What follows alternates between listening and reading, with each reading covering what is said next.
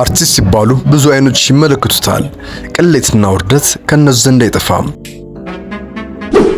አንዳንዶች እጅ ባፍ የሚያስጭን ቅሌቶች ሲሆኑ፣ ሌሎች ደግሞ ፈገግ የሚያስብሉ አጋጣሚዎች። ወዲህ ደግሞ በድብቅ የተቀረጹ ሰዎች ሚስጥሮችን አሰባስበን ይዘናል። የሰዎች ስህተት መመልከት አንድም መማሪያ አንድም መዝናኛ ነው። ሁሉንም በየደረጃው እንቃኘዋለን። ትንሽ አብራችሁ ቆዩ።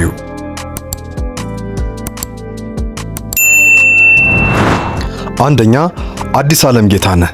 በስራዎቿ በርካታ ፊልሞች ተወዳጅነት የሚያተርፈችና በየጊዜው በማህበራዊ ሚዲያ ላይ የማትታይ አርቲስት አዲስ ዓለም አንዴ ብቅ ስትል ግን መነጋገሪያ ከመሆን አትተርፍም።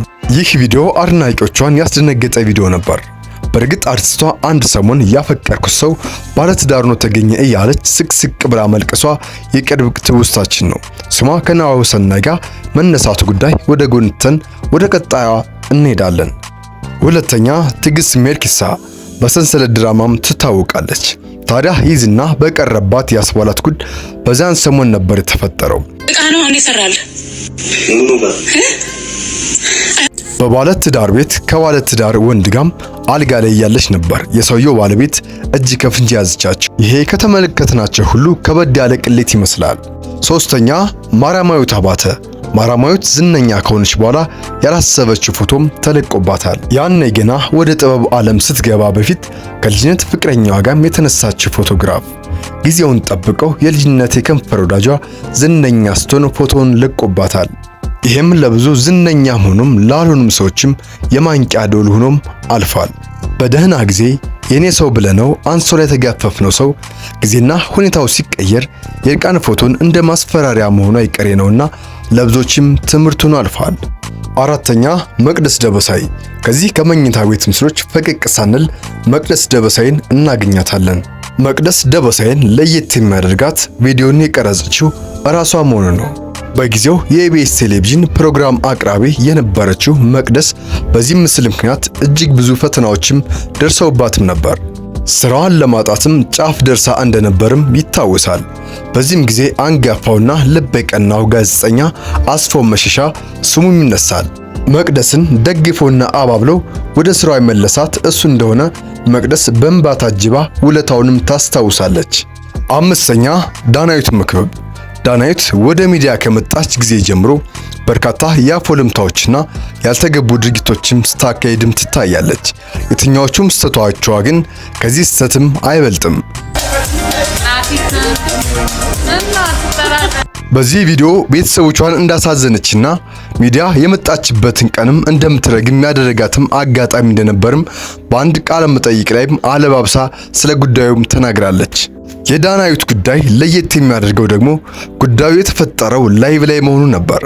ሀገር ሰላም ብላ ስትዝናና ያደረችው ዳናዊት ከስካሯና ከድካሟ ማልዳ ስትነቃ በሌሊት የሰራችው ስህተት እንደ በሽታ ተዛምቶ ስሟ በየቦታው ሲነሳና የወላጆቿ ስም አብሮ ሲነሳ እጅግ ከባድ ጊዜም እንደነበርም ታስታውሳለች። ስድስተኛ፣ ማስተዋል ወልደወሰን። አርቲስቶች ከባለ ሀብቶች ጋር ድብቅ ግንኙነት እንዳላቸውም ይነገራል። ማስተዋል ወልደወሰን ግን በጊዜው የገጠማት ይህ ነበር።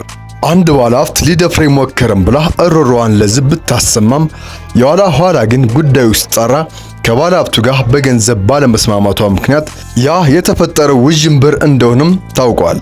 የአርቲስቶችና የባለ ሀብቶችን ጉዳይ በሌላ ቪዲዮ በሰፊው የምንመለስበት ይሆናል። ታዲያ በድጋሚ እንድንገናኝ ሐሜት ፕላስ ዩቲዩብ ቻናልን ሳብስክራይብ ማድረጋችሁን እንዳትረሱ። ሰባተኛ፣ እንዳልካቸው ዘነበ። ያኔ በጄቲቪ የሚተላለፈው ትዝብት የሚለው ፕሮግራም ቀረጻ ላይ የተናገረውን አንገት የሚያስደፋ ንግግር በጓደኛው በኩልም ተለቆበት ነበር። እንዳልክም ስለዚህ ቪዲዮ ሲናገርም ይቅር ብየዋለሁ የለቀቀብኝ ልጅም ብሏል። ችግሩ ራሱ እንደተበዳይ ብቻ ማየቱ ነው። ለዛውም የቴሌቪዥን ፕሮግራም ቀረጻ ላይ ካሜራ እንደተደቀነ እያወቀ የትናንት እንዴት እንዳደረ የራሱን ጉድ ሲዘረዝርም ተይዟል። አሁን ላይ እንዳልካቸውና ማስተዋል ወልደወሰን እምነታቸው የፕሮቴስታንት አድርገው በአንድ ቸርች ውስጥም የሚያመልኩት የሚገናኙም ጓደኛ ማቾችም ሆነዋል። ስምንተኛ ቤተልሔም ታፈሰ። ቤተልሔም በኤልቲቪ የሚተላለፈው ፕሮግራም ላይ ጋዜጠኛ ቤተልሔም የአፍ ወለምታም አጋጥሟት ነበር። እኛ ከምንበዳው ጠንካራ የፖለቲካ ጥያቄዎችን በማንሳት የምትታወቀው ቤቲ ሌላም አጀብ የሚያስብል ነገርም አጋጥሟት ነበር። ጋዜጠኛ ትዕግስት ጋሻውም የአፍ ወለምታም አሊያም የቃላት ግዝፈትን የፋኗን ጋዜጠኛ ትዕግስትን አለማንሳትም አይቻልም። አብዱልቃድር አህመድ አብዱዛራቅ በዚህም ባሻገር ጋዜጠኛዋ እጅግ ተወዳጅና ጎበዝ የራዲዮና የቴሌቪዥን ፕሮግራም በማዘጋጀት ትታወቃለች። ሀናን ታሪክ የአፍ ወለምታን በሀና እንዘጋዋለን። ሀናን ታሪክ አምባሳደር በሆነችበት የኮስሞቲክስ ምርት ላይም በእንግሊዝኛ ንግግር እንድታደርግ ተጋብዛም አመሰግናለሁ በመጨረሻም ቃላቶቹን ሲክዷትና የአንድ ሰሞን መዝናኛም ነበረች። እኔኮ በደንብ ተዘጋጅቼበትም ነበር የገባሁትም ብላለች። ሀናን ስለ ሁኔታውም ስትጠየቅ ሳሮን ከጅምሩም አነጋጋሪ መሆን አትታማም። የተዋረደችባቸውም አጋጣሚዎች በርከት ከማለታቸውም የተነሳ ጥቂቶቹን ብቻ እናነሳለን። የሳሮን ስህተት ከሰውነቷ ጋርም አይገናኝም።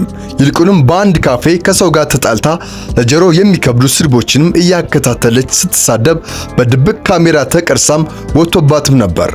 ቀጣዩ ኢትዮጵያዊ ካልሆነ የአንድ ሰሞን ፍቅረኛዋ ጋርም የተለቀቀው ቪዲዮም ሌላም አሳፋሪ ቪዲዮ ነው።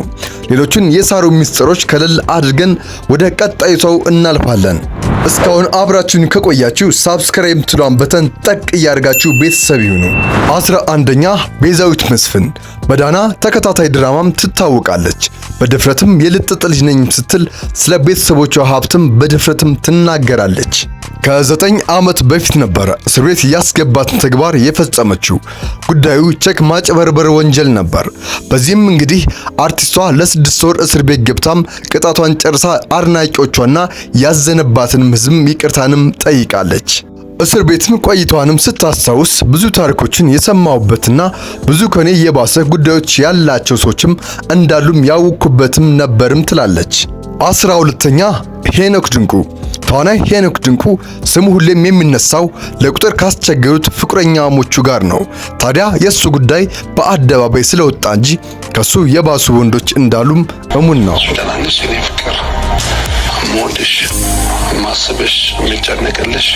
ታዲያ ሄኖክ ባሰ ያለው የአንድ ሰሞን ለአንዱ ፍቅረኛው የላከላት የድምጽ መልእክት መውጣቱን ተከትሎም ነበር።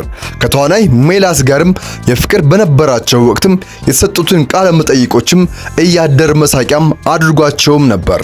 13ኛ መሰሉ ፈንታውን በድምጿ ስርቅርቅነት ሁሉም ሰው ያስማማችው መሰሉ ፈንታውን ዓለምናና እያለች ብዙዎችን ልብ ማንሰፍሰፍም ትችልበታለች። ታዲያ ከቅርብ ጊዜ ወዲህ ግን በናይት ክለብ መድረኮች ላይ የምታደርጋቸው ነገሮች ለብዙዎች ቅሬታን የፈጠረም ጉዳይ ሆነዋል። ከሴት ልጅ ጋር መሳሳምና ከመድረክ መፈንገል ሲያጋጥማት ታዲያ መሰሉ ብዙም አልደነቃትም። የናይት ክለቦችን ጉድ በአዲስ አበባን ሌሊቶች በሌላ ቪዲዮ በሰፊው እንቃኛቸዋለን። አሁን ቻናላችን ሳብስክራይብ ማድረጋችሁን እንዳትረሱ። 14ኛ ማህደር አሰፋ መዲህ በተባለች ገጸ ባህሪ ብዙዎች ይወዷታል። ታዲያ ማህደር አሰፋ ድንገት ከፊልም ስራ ጥፊት ማልቷን ተከትሎ የጠፋች ተብሎም ሲጠየቅ ሼህ አላሙዲን እንደጠበሰችም አሉባልታዎችም ይነገሩ ነበር። በቅርቡ ግን አርቲስቷ ከሼህ አላሙዲ እግር ላይ ቁጭ ብላ የሚያሳይ ፎቶግራፍ ወጥቶባት በእርግጥም ከህዝቡ የተደበቀ ጉዳይ ስለነበር እንጂ ይህ አንድ ወንድ ልጅ አባት እንደሆነም ተሰምቷል።